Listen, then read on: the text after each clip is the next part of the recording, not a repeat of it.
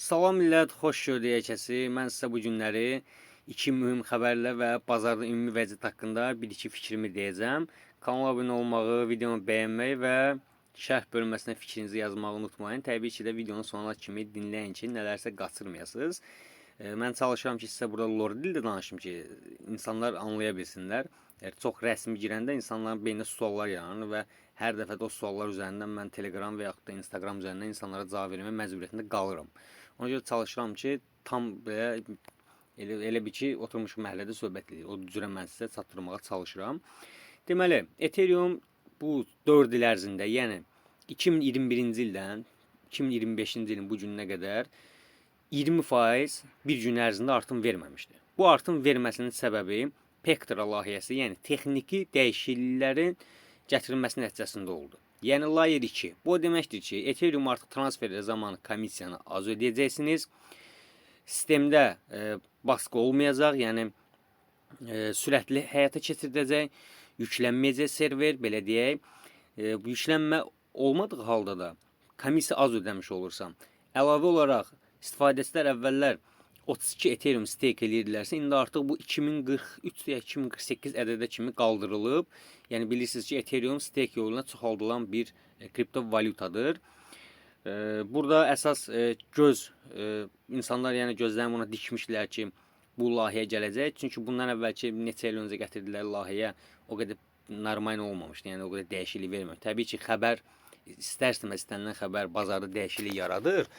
Amma bu layihə isə, yəni konkret bu texniki dəyişiklik çox mühüm rol oynadı. Hansı ki görürsüz, qarşınızda da 2410 dollardan əməliyyat həyata keçirilir.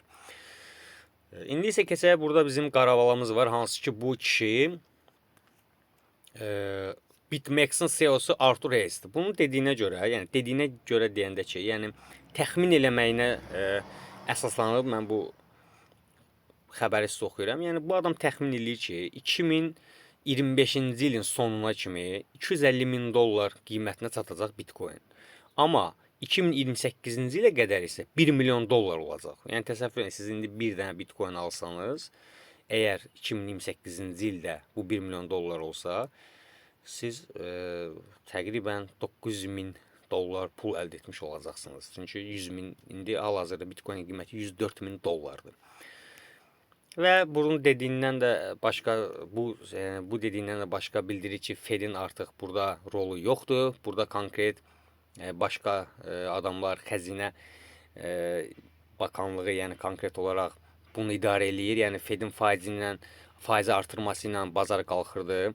Faizi düşürtməsi ilə, daha doğrusu artıranda faizi bazar düşürdü, azaldanda qalxırdı. İndi artıq deyir onunla deyil, prosta insanlar ona oturub baxırlar.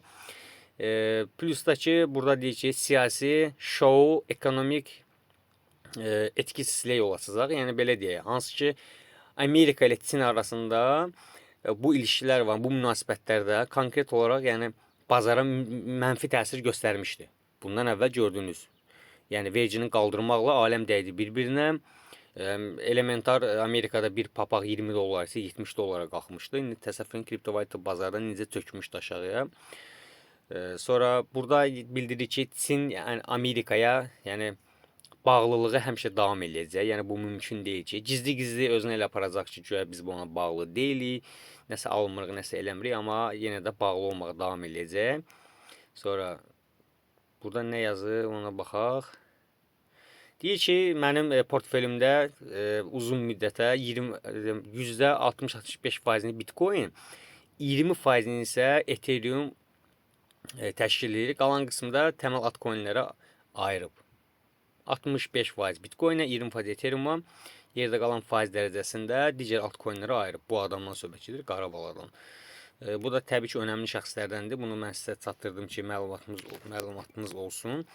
İndi isə keçək, bir də biz Bitcoin-in vəziyyətinə baxaq. Hal-hazırda 103 min dollardan əməliyyat həyata keçirdir. Kimsə də Binance-a qeydiyyatda deyilsə, mən referal linkimi qoyacağam, oradan keçib qeydiyyat ola bilərlər, şəxsiyyətini təsdiq edib 40%-ə qədər komissiyalardan yararlana bilərlər.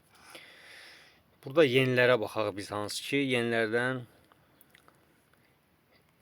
normal coinlər var. Təbii ki, yenə də mən həmişə sizə bildirirdim ki, coinlərin proyektlərinə baxın mütləq şəkildə ki, Bu coinlər nə hansı istiqamətlərdə istifadə olunur. İndi mən bir-bir baxmayacağam bunlara, çünki ona vaxtımız yoxdur. Video çox uzun olmasın deyə baş ağrısı vermək istəmirəm. Amma mənim sizə ən böyük tövsiyəmdən biri birmənalı şəkildə öndə gedən insanları izləmək, çalışıb indikatorları öyrənmək və siz süni intellektdən də yardım ala bilərsiniz. Yəni siz misal üçün belə göstərim. Deyək ki, biz girmişik, Tron alırıq və burada deyək ki, wow, MACD, OBC, bu bilmirik nə deməkdir. Siz bunları bir-bir ChatGPT-yə yazaraq soruşa bilərsiniz. Yox, əgər sən istəyirsən ki, konkret al və sat eləyəsən ChatGPT üzərindən, gərəksən ChatGPT-nin pullu variantını alsın. Çünki 5 dənə sualdan artıq cavab vermir, limit dolur. Amma sən pullu alsan, sənə o al və sat verir. Təbii ki, yenə də deyirəm, heç bir indikator, heç bir süni intellekt bu kriptovalyuta bazarına da 100%-lik garanti verə bilməz ki, bu buradan al, buradan da sat. Əksi də ola bilər. Amma belə deyək, 80% işləyir. Yəni biz TradingView proqramında indikatoru onunla düzəltmişdik. Yəni normaldə işləyir, al və sat proqramları. Elə mən sizə birində onu göstərim. Hal-hazırda məndə biri var. Yəni özüm düzəltdiyim deyil. Hazır sizinlə də paylaşmışdım. Videosu da var. Videolar bölməsində keçib baxıb izləyə bilərsiniz. Baxın, burada görürsüz. Al, sat siqnalları verib harda almaq, harda satmaq lazımdır. Təbii ki, burada budinlik qoyursan və sənə məlumat da verir. Budinlik vaxtın varsa, budinlik ehtiyac yoxdursa, elə oturub belə də izləyib əməliyyatları apara bilərsən. Əlavə sualınız olsa, kömək ehtiyacınız olsa, Instagram üzərinə kriptozona yazaraq açıqlama bölməsində var. Mənlə əlaqə saxlaya bilərsiniz. Telegramdan yazıb əlaqə saxlaya bilərsiniz. Hamıya təmənnası kömək eləmək. Yəni mənim üçün xoşdur, heç bir problem yoxdur.